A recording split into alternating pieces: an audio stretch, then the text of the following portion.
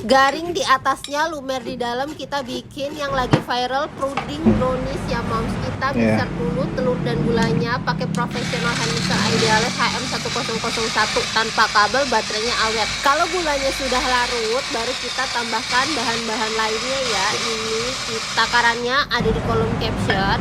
Kalian jangan kurangin gulanya ya, karena ini udah aku kurangin dari takaran aslinya. Manisnya udah pas, aku tambahin kopi bubuk instan yang pahit ya biar makin enak. Terus kita tambahkan butter yang udah dilelehkan, aduk rata, masukkan ke dalam loyang atau cetakan yang udah dikasih margarin.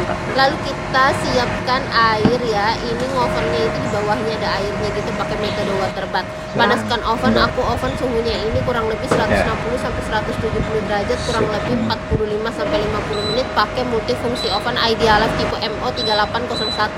Kapasitasnya ini gede banget, 38 liter, bisa muat banyak, harganya terjangkau, bisa di frost air fryer. Kalian bisa dapatkan semua cookware yang ada di video ini, belinya di Shopee-nya Idealis ya. Nah, kalau sudah matang ini kita potong, enak banget lumer di dalamnya. Yuk cobain bikin.